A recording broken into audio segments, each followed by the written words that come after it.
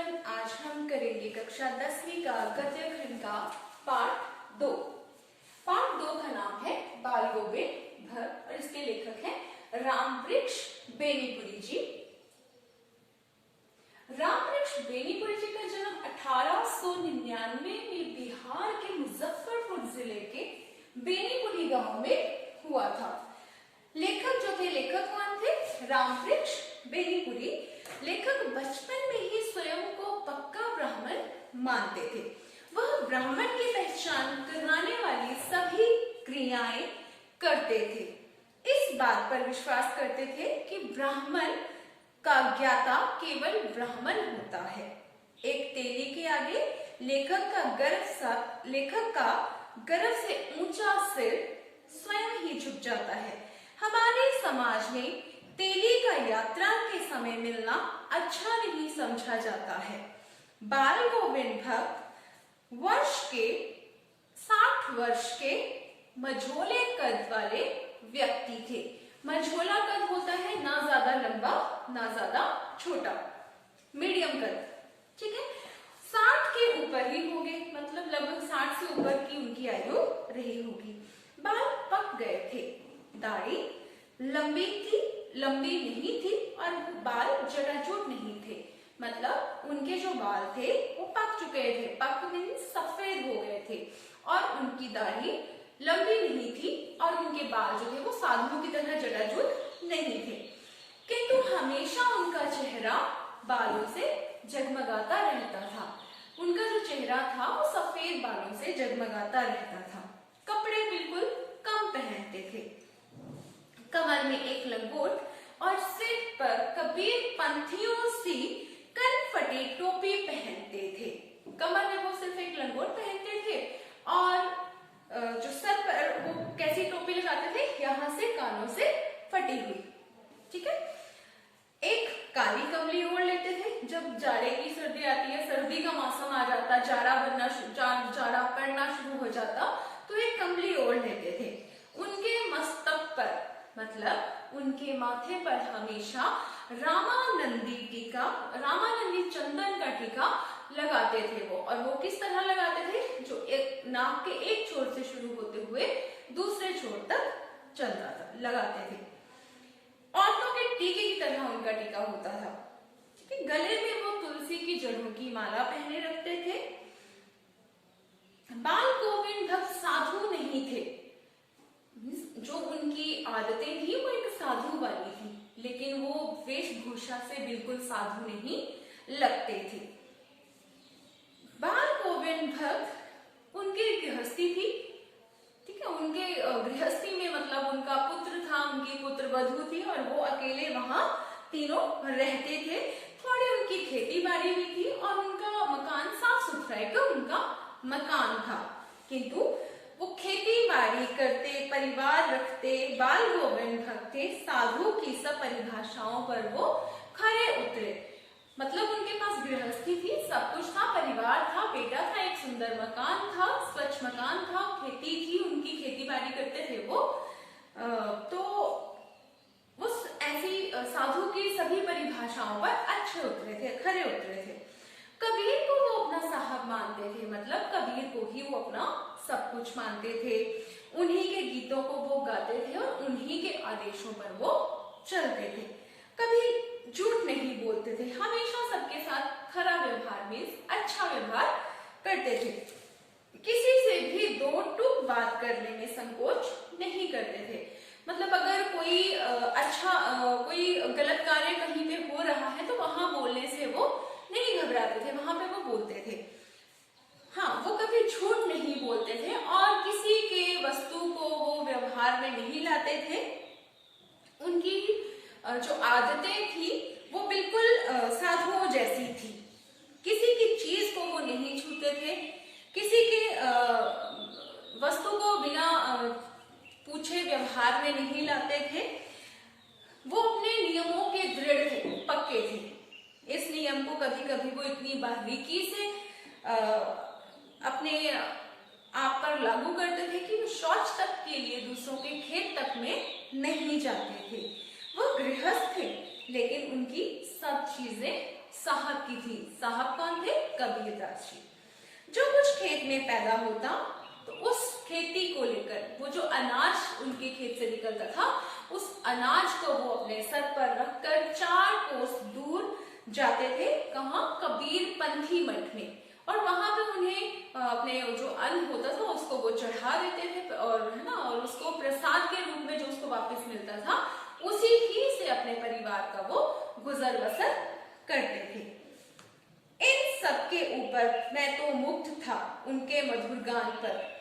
अब यहाँ पे बेनीपुरी जी बोल रहे हैं कि वो मुग्ध कहाँ थे? उनके गायन पर। वो बहुत अच्छा गाते थे। बाल गोविंद भट्ट के गायन पर वो मुग्ध थे। उनका गायन सदा ही सबको सुनने को मिलता था। आषाढ़ आते ही खेतों में धान की रोपाई शुरू हो जाती थी। मतलब जब आषाढ़ की महीना चलता है तो धान की रोपाई शुरू करते हैं लोग। खेत जो है वो पानी से भरे होते हैं।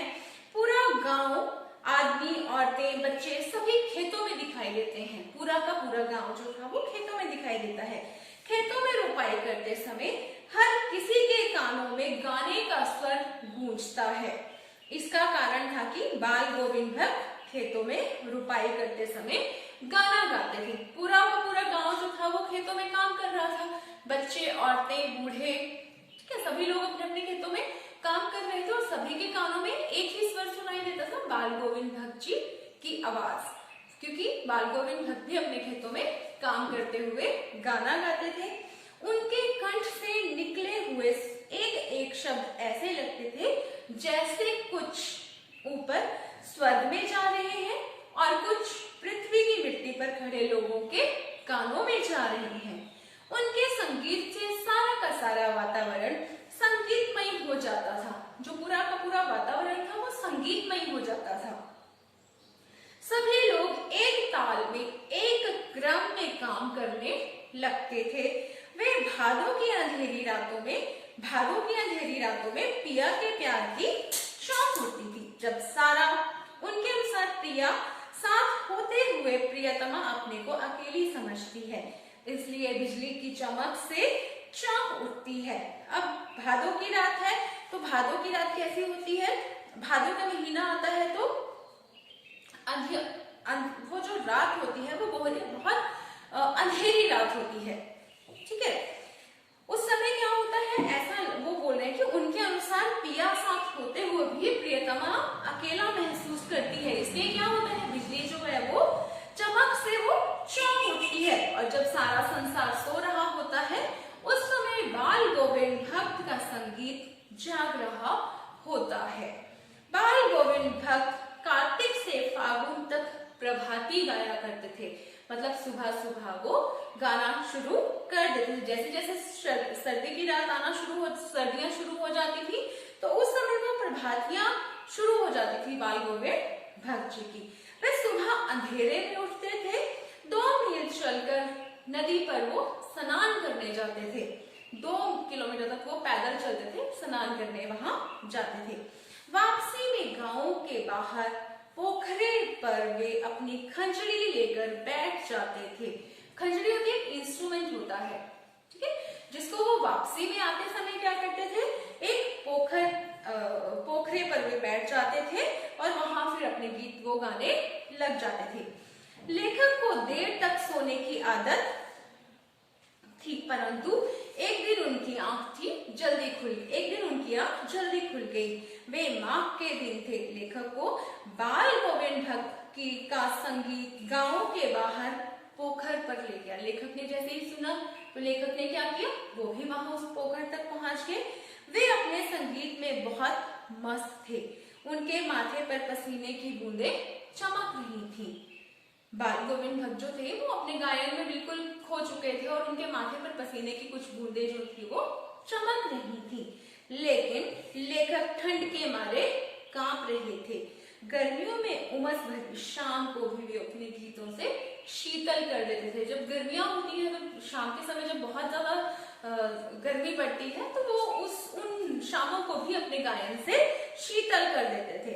उनके गीत लोगों के मन से होते हुए तन पर हावी हो जाते थे। इसका मतलब लोग मस्ती से गाने और नाचने भी लग जाते थे। उनके संगीत भक्ति से ओतप्रोत हो जाता था। लोग जो थे वो उनके साथ गाते भी थे और नाचने गाना शुरू कर देते थे। बाल गोविंद भक्त की संगीत साधना की चरम सीमा सब लोगों ने उस दिन देखी जिस दिन उनका इकलौता बेटा मर गया।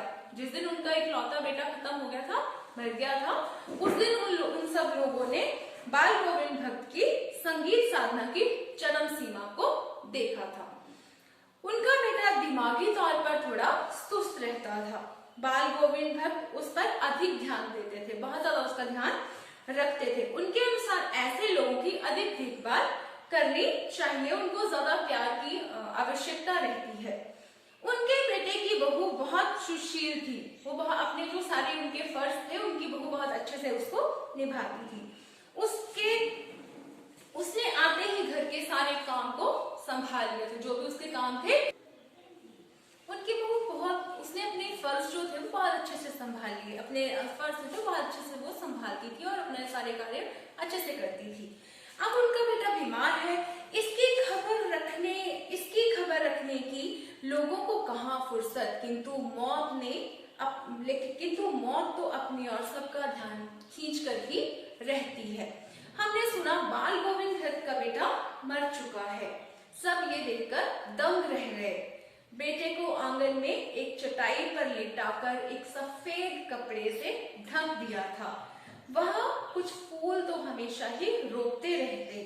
उन फूलों में से कुछ फूल तोड़कर उस पर बिखरा दिए थे। फूल थे और तुलसी दल भी। अब इसका मतलब है कि जब उनके बेटे की मृत्यु हुई तब उन्होंने क्या किया, उन्होंने जो भी फूलों की उन्होंने रोपनी की थी वहां से कुछ फूल तोड़े और उसकी लाश पर फैला दिए थे, उसके आसपास फैला दिए थे। सिरहाने पर एक चिराग जलाकर रखा था, उसके सिर के पास एक दीपक जलाकर रखा था। उसके सामने जमीन पर वो आसन लगाकर बैठ गए और गीत गाते चले गए। वो अपने बेटे की जब उसके बेटे की मृत्यु हुई वहां पे जहां आसन लगाकर वो उसके साथ में बैठ गए, वहां पे वो क्या कर रहे थे, वो कबीर जी के गीत गाते चले जा रहे थे। वही पुराना सवर, वही पुरानी तल्लीनता, और घर में जो उनकी पुत्र वधू थी वो रो रही थी, जिसको गांव की सारी स्त्रियां भी चुप करवा रही। गांव की जो स्त्रियां थी वो उसको चुप करा रही थी, उसको हौसला दे रही थी, किंतु बाल गोविंद भक्त गाए जा रहे थे। हाँ, गाते गाते कभी कभी अपनी पुत्र वधू के नजदीक जाते और उसे रोने के बदले उत्सव मनाने को कहते। वो अपनी बहू को रोने से मना कर रहे थे। अपनी बहू को वो कह रहे थे कि ये रोने का समय नहीं है, ये किस चीज का समय है, उत्सव मनाने का समय है। आगे देखिए वो ऐसा क्यों कह रहे थे। अब आत्मा परमात्मा के पास चली गई है, विरहिणी अपने प्रेमी से जा मिली है। अब यहाँ पे बाल गोविंद भक्त जी कह रहे हैं कि जो आत्मा है वो परमात्मा के पास चली गई है। एक विरहिणी जो है वो अपने प्रेमी से जा मिली है। भला इससे बढ़कर आनंद की बात क्या होनी चाहिए। तो वो अपनी पुत्र वधू को मना कर रहे थे कि तुम्हें रोना नहीं है, तुम्हें इस समय तो उत्सव मनाना चाहिए कि एक आत्मा जो है वो परमात्मा से मिल गई है। मैं कभी कभी सोचता, यहाँ जो रामवृक्ष बेनीपुरी जी हैं उनके बारे में वो आगे बता रहे हैं कि मैं कभी कभी सोचता यह पागल तो नहीं हो गए, किंतु नहीं, वह जो कुछ कह रहे थे उसने उसका विश्वास बोल रहा था। वो जो भी कह रहे थे उस समय उनका विश्वास वहां पे झलक रहा था। वह चरम विश्वास जो हमेशा ही मृत्यु पर विजयी होता है, ऐसा विश्वास जो मृत्यु पर विजय प्राप्त करता है। बेटे के क्रियाक्रम में तूल नहीं किया। जो उनकी पुत्र वधू थी उसको कहा कि वो आग लगाएगी। जो उनकी पुत्र वधू थी उसको उन्होंने थोड़ा सा मोटिवेट किया और उसको कहा कि तुम इसकी चिता को अग्नि तुम दोगी। उन्होंने अपने बेटे का जो क्रियाक्रम था वो अपनी पुत्र वधू से करवाया। जो ही श्राद्ध की अवधि पूरी हुई उन्होंने पुत्र वधू के भाई को बुलाया और उसके साथ कह दिया, यह आदेश दिया कि इसकी दूसरी शादी कर देना। अब ये जो सारी मान्यताएं थी वो उस पुराने समय में भी वो इन मान्यताओं को नहीं मानते थे, क्योंकि उस समय, वो जो समय था, कितना पुराने समय की हम बात कर रहे हैं, उस समय उन्होंने ये कहा, उसके भाई को ये आदेश दिया कि अपनी बहन को साथ ले जाए और उसकी दूसरी शादी करवा दे। इधर जो उनकी पुत्र वधू थी वो रो रो कर मना कर रही थी कि मैं चली जाऊंगी तो आपके बुढ़ापे में आपकी देखभाल कौन करेगा। देखभाल मतलब उनको खाना पानी देने वाला और कोई भी नहीं था, तो वो अपना फर्ज समझती थी उनके साथ रहना, उनके सारे कार्य को करना। तो वो बोल रही थी कि अगर मैं चली जाऊंगी तो आपके बीमार पड़ने पर आपको दवाई तक भी कौन खिलाएगा। मुझे अपने चरणों से अलग नहीं कीजिए। उनकी पुत्र वधू कहती है कि मुझे अपने चरणों से अलग नहीं कर कीजिए, लेकिन भगत का निर्णय अटल था। भगत ने एक बार निर्णय कर लिया तो वो उससे पीछे नहीं हटते थे। तू जा, नहीं तो मैं इस घर को छोड़कर चला जाऊंगा। उन्होंने अपनी पुत्र वधू से कहा कि अगर तुम यहाँ से नहीं गई तो मैं इस घर को छोड़कर चला जाऊंगा। यह थी उनकी आखिरी दलील और इस दलील के आगे बेचारी की एक न चली। अब उन्होंने अपनी पुत्र वधू को उसके घर वापस भेज दिया। बाल गोविंद भक्त मौत उन्हीं के अनुरूप हुई। बाल गोविंद भक्त जो है उनकी मौत जो थी वो उन्हीं के अनुरूप हुई, जैसा वो चाहते थे। वो हर वर्ष गंगा स्नान करने के लिए जाते थे। स्नान पर उतनी आस्था नहीं रखते थे जितनी वो संत मन पर रखते थे। पैदल ही जाते थे, वो जो भी यात्रा करते थे वो पैदल ही जाते थे। जैसे वो स्नान करने जाते थे तो वो पैदल ही निकलते थे।